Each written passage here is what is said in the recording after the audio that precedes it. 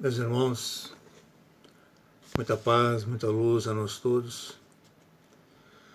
Oxalá tenhamos um encontro produtivo, de muita paz, muita luz para nós todos. Rogamos, portanto, a Deus nosso Pai, o Criador do Universo, a Jesus, o nosso Mestre, Irmão Maior, aos nossos mentores, os nossos espíritos familiares, para que sejamos acompanhados da paz, da tranquilidade, da serenidade.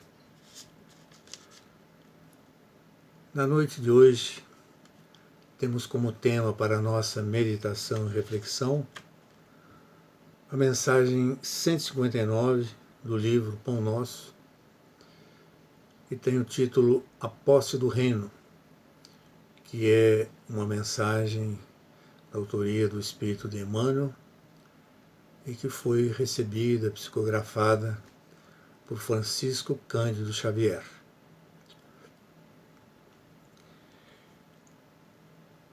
Como sempre, nas suas obras semelhantes ao Pão Nosso, Fonte Viva e outras, Emmanuel começa a sua mensagem encimando um texto chamado epígrafe, que é o sumário da mensagem, do conteúdo que vai tratar a mensagem. Desta feita, ele escolheu do livro Atos dos Apóstolos, o capítulo 14, versículo 22, o seguinte: confirmando os ânimos dos discípulos, exortando-os a permanecer na fé e dizendo que por muitas tribulações nos importa entrar no reino dos céus, ou seja, que é necessário passar por muitos sofrimentos para entrar no reino de Deus. É interessante consultar o versículo para verificarmos algo que tem muito a ver com o que ele vai consignar no texto. Ou seja, que Paulo pregou na sinagoga dos judeus e tinha convertido muitos judeus e gregos, mas, em razão do sucesso dele, os judeus incrédulos se posicionaram contra os que faziam parte dos que partilhavam as ideias dos apóstolos. Então formou-se um motim de gritos e de correrias entre os gentios e judeus, com seus chefes, para apedrejar Paulo e Barnabé. Mas eles conseguiram sair e foram para a localidade de Lisa e Dernes, fica na Licaônia, com seus chefes para os apedrejar. Aliás, foram para essa localidade para pregar o Evangelho. E nesse caminho, eles encontraram um homem coxo, com lesão nos pés, e que Paulo, mirando-o fixamente, mandou que ele se levantasse. E como estavam diante de um templo de Júpiter, e com os cultores dos deuses, acharam que por ele ter curado o coxo, eles eram deuses também, em forma de pessoas, e queriam sacrificar animais tendo-os em conta como Deus, a Paulo e Barnabé. E Paulo e Barnabé recusaram, tanto é que tiraram a camisa e foram lá no centro deles, ao centro deles, e disse que eles eram normais como eles, e que eles estavam ali para pregar que não eram absolutamente Deus, e que estavam ali para pregar o Evangelho, a Boa Nova. Mas eles, logo em seguida, eles recusaram, os sacrifícios dos animais e foram para Antioquia e Icônio, onde eles continuaram a pregação para alguns, com o povo, né? E essas pessoas que estavam ali, semelhantemente aos outros episódios, com os judeus incrédulos, outros invejosos, né? O sucesso que eles alcançavam, procuraram para o apedrejar. Apedrejaram a Paulo, arrastaram para fora da cidade e só abandonaram porque o consideraram que ele estava morto. Mas os Paulo e Barnabé foram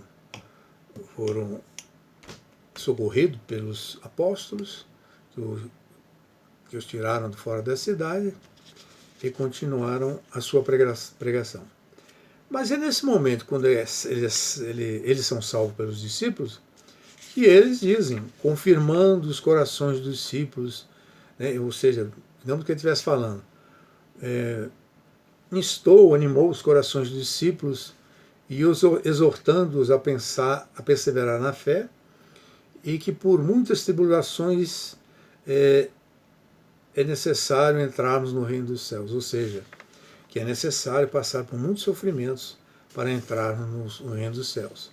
Ou seja, eles estavam ali dizendo que eles pagavam, né, duramente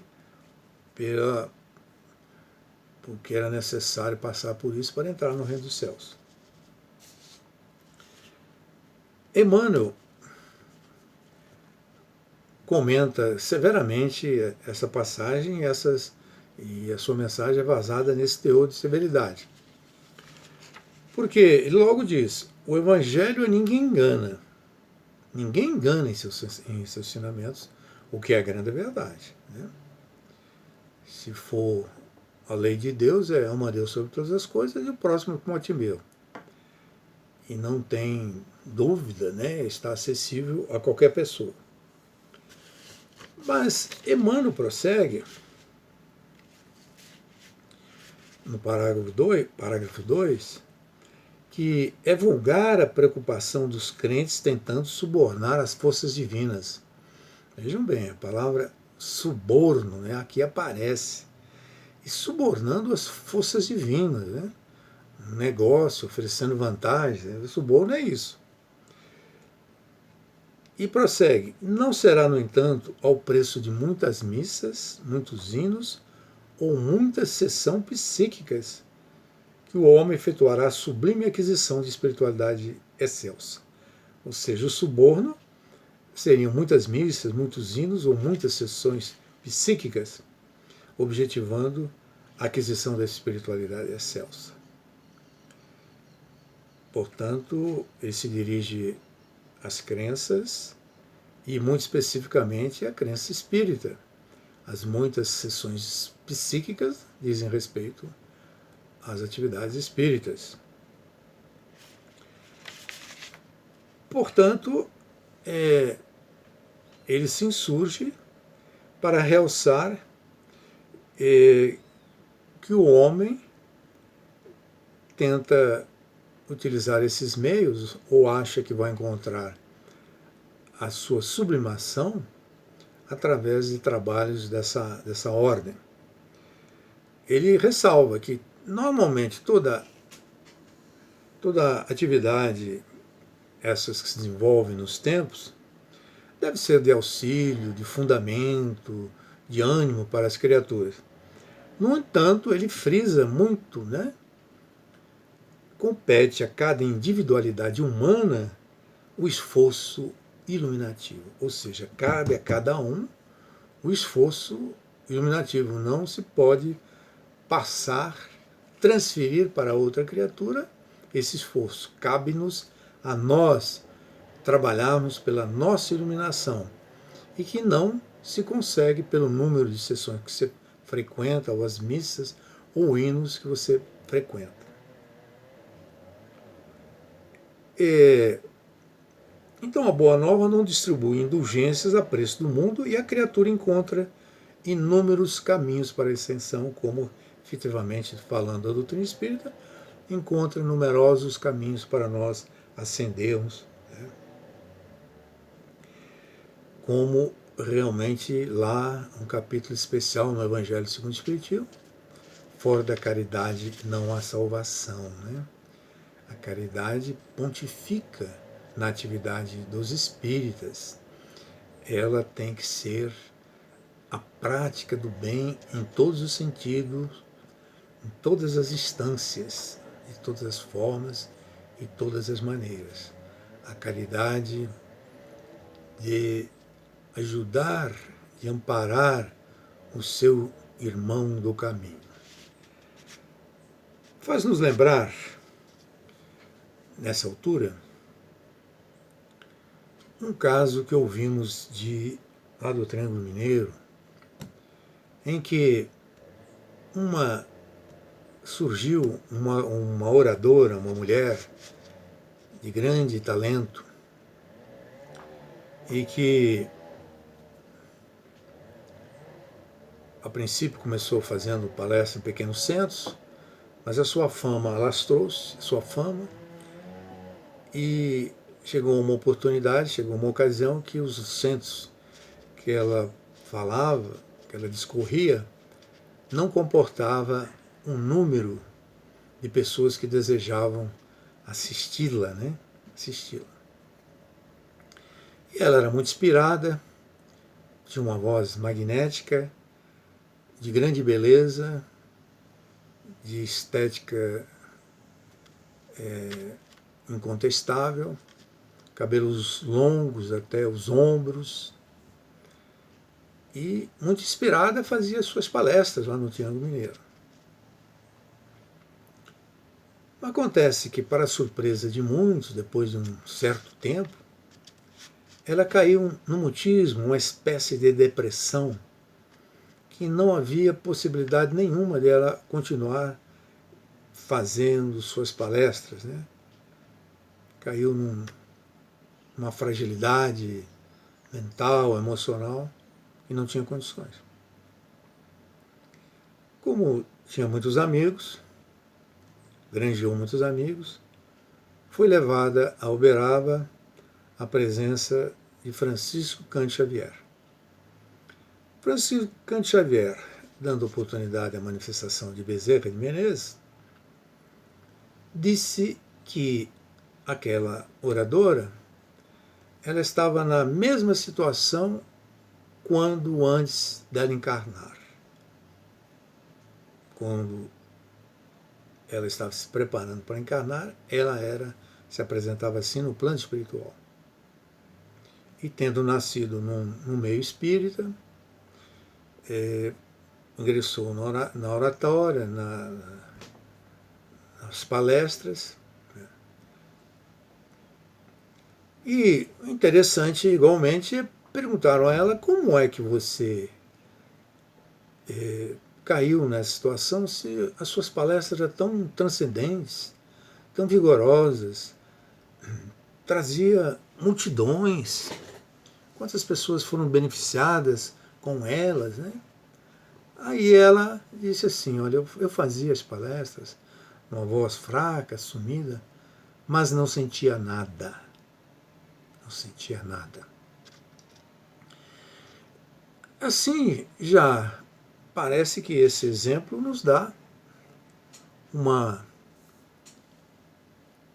ideia de que a pessoa tem o serviço, o seu trabalho, mas concomitantemente tem que fazer o seu serviço individual de iluminação, de sacrifício, de obras, do bem.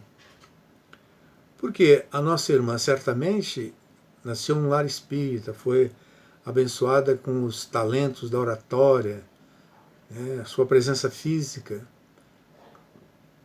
Mas é chegado um tempo em que nós somos deixados na maneira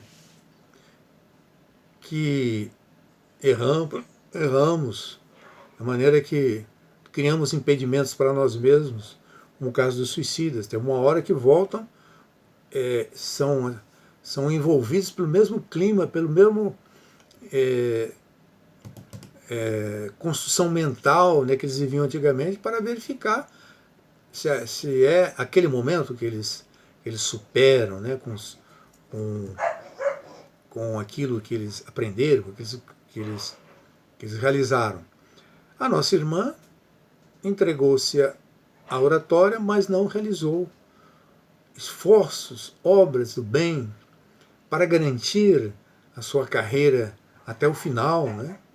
Ou em condições de superar, de suplantar aquele obstáculo que remeteu à condição interior que ela teria que enfrentar.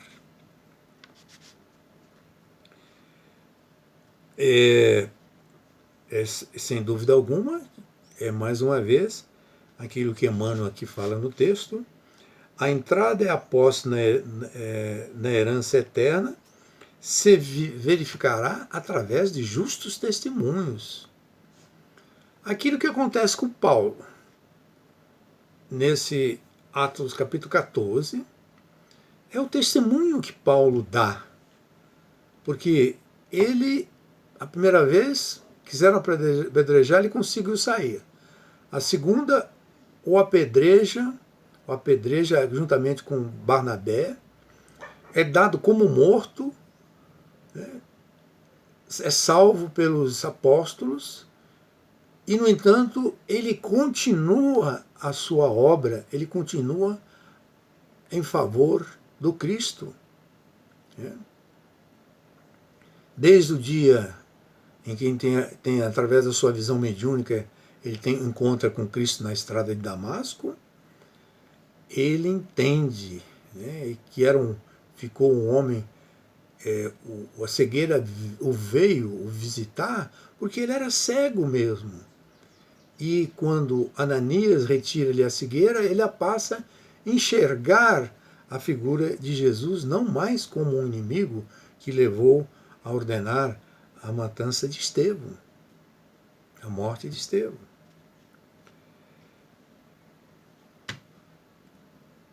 Assim sendo, as nossas atividades que realizamos em qualquer templo, casa, crença que venhamos abraçar, e no Espiritismo, não nos exoneram, não nos isentam de trabalhar pela nossa iluminação. Contudo, a entrada e posse na herança eterna se verificará através de justos testemunhos. Né?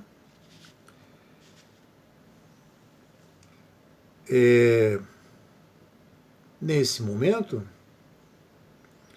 nós podemos lembrar de numerosas figuras dentro do Espiritismo que tiveram uma atividade grandiloquente, né, a toda prova dentro do Espiritismo, mas que uniram o seu trabalho com a sua obra do bem, com a sua luta para vencerem-se a si mesmos. É o caso da criatura que sempre nos ajuda, nos ajudou, ontem, hoje, a comunidade espírita e o próprio Espiritismo, né? Que se trata da figura do Dr. Adolfo Bezerra de Menezes Cavalcante. O Bezerra de Menezes, o pai dos pobres, né? Que Bezerra de Menezes foi uma criatura que, a princípio, era um freelancer, né? Era um livre pensador, digamos assim, e que lia a Bíblia, ou livros religiosos, pelas iluminuras, por aqueles desenhos bonitos, né, artísticos, que ornamentam essas obras. Mas o conteúdo ele não tinha acordado para aquilo. Até que, uma ocasião, um médium no Rio de Janeiro, e a história é longa, e eu vou encurtá-la, ele padecia de uma úlcera gástrica e não havia possibilidade de curá-la. E recebendo um medicamento homeopático desse médium, Ele veio melhorar muito, assim, rapidamente, e mais tarde a curou totalmente. A sua esposa também estava com problemas de moléstias e foi amparada, ajudada por esse médium também. Recebeu das mãos de Clovis Travassos, o tradutor do Livro dos Espíritos do francês para o português, um livro que, abrindo-o, leu praticamente no mesmo dia, começando no bonde que o levava para Santa Teresa. E aí foi direto, né? Um homem que afrontou a sociedade eminentemente partidária de uma religião à época, onde se reúne no abrigo de Jesus, uma instituição do Rio de Janeiro, e proclama a sua fé no Espiritismo. Um ato de grande coragem para realmente marcar a sua presença como espírita. E vejam bem, um homem que era cirurgião do exército, um dos melhores, que fora parlamentar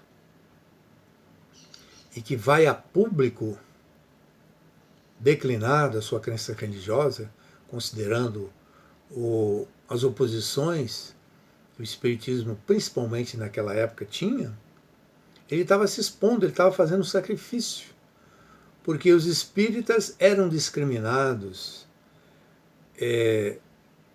sofriam perseguições, emprego, não era aceito em camadas sociais, mas Bezerra de Menezes altivamente proclama a sua fé na doutrina espírita.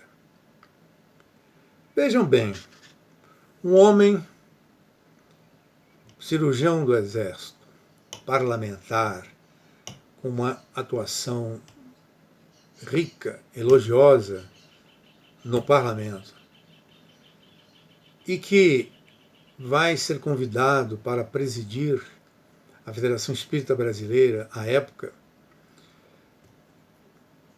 com grandes dissensões, com grupos separatistas, um querendo somente a caridade, outro querendo somente o estudo, a ciência. Ele une esses dois grupos e consegue a pacificação do espiritismo, os grupos espíritas, para que o espiritismo, através da febre, marchasse, realizasse tudo aquilo que os anos vindouros requereriam do movimento espírita. Doutor Bezerra de Menezes, apesar dessa figura monumental, no final da sua vida, antes de ser vitimado pelo acidente vascular cerebral, que o levou à morte, ele vai trabalhar nos fundos de uma farmácia lá no Rio de Janeiro, a Farmácia Cordeiro, para dar receituário homeopático. E ele cobrava, né? Mas ele atendia as populações das circunvizinhanças ali que se localizavam já nos morros do Rio de Janeiro. Era um preço simbólico, mas cobrava. Mas como os seus clientes eram pobres, praticamente não sobrava nada ao final do dia. Mas essa criatura que ali passava a manhã, as tardes, amparando aquelas criaturas, em certa ocasião visita-o um senhor de aparência modesta, de vestes modestas, maltrapilhas, e ele faz o seu dever, passa a receita e recebe da criatura que ele não tem condições de comprar a receita, o remédio da receita, porque ele não tem nem comida em casa, a sua família é grande e tem um recém-nascido lá com ele. Assim sendo, O doutor Bezerra de Menezes procura lá na sua gaveta, onde colocava o dinheiro, se alguma coisa estaria ali, mas não tem nada. Procura em torno se tem alguma coisa preciosa que ele possa dar para a criatura e não encontra. Então ele olha na sua mão e observa o seu anel de grau, certamente dado, doado, presenteado por criaturas que o queriam bem, quem sabe até familiares. E ele não titubeia um minuto. Ele tira o anel do dedo e dá e o coloca na mão da criatura que não tinha numerário, condições de comprar os remédios homeopáticos. Vejam bem, desfez-se de um bem precioso para ele, em termos de valor e em termos afetivos, diríamos assim, termos sentimentais. Sacrificou-se pelo seu irmão do caminho. Mas esse é um caso entre tantos em que o Dr. Bezerra se envolve para ajudar, para amparar os companheiros da sua jornada. Tanto é que quando desencarna, Santo Agostinho, que era seu mentor espiritual, ele estando se recuperando ainda do desencarne, o chama à sacada para verificar, olhar, pede que ele olhe o pátio lá embaixo. Dr. Bezerra olha o pátio e vê numerosas criaturas acenando para ele. E ele vai se retirar, ele não acha que é para ele, quando Santo Agostinho diz que Bezerra, todas aquelas criaturas que estão acenando para você são criaturas que você beneficiou, que você fez o bem em vida para elas. Conclui-se inegavelmente que Bezerra de Menezes trabalhou, ajudou muito, mas fez a obra fundamental, que é de fazer o esforço iluminativo de si mesmo, de dedicar-se à obra do bem com sacrifício, com lágrimas, com dores, e foi beneficiado sem que lutasse para isso, com uma posição em lugar acima no plano onde ele se encontrava anteriormente. Portanto, meus irmãos, e nesse sentido, há que se lembrar também de Francisco Cândido Xavier. Francisco Cândido Xavier era uma criatura extremamente, recebia a todos com carinho, com ternura, ainda que fosse severo em muitos momentos. Dispensava a todos atenção, carinho, amor. E nós sabemos pelas suas biografias, por muitos espíritas que as escreveram, como era difícil, quantas vezes acusado de desonesto, difamado, incompreendido. Ele, quando as pessoas falam que querem, eu quero ser um Chico Xavier, escrever livros e tal, mas não sabem a trilha de sofrimento e dor que ele, desde a da família até os espíritas amigos, ele veio a sofrer. Ele dizia que não havia um dia que ele não chorasse, que ele não vertesse lágrimas em razão dessas coisas que acontecessem. Portanto, Chico é essa criatura que Emmanuel e outros tantos vêm a dizer, quando termina o seu texto, luminoso texto. Personalidade sem luta na crosta planetária é alma estreita. Somente o trabalho e o sacrifício, a dificuldade e o obstáculo, como elementos de progresso e autossuperação, podem dar ao homem a verdadeira notícia da sua grandeza. Que o Senhor nos permita, meus irmãos, um dia darmos notícia da nossa grandeza em termos tão elevados como essas criaturas que nós citamos, no nível, no teor da mensagem inesquecível de Emmanuel para nós todos. Uma mensagem grave, uma mensagem necessária para todos nós. Muita paz, muita luz para todos nós, meus irmãos. Assim seja.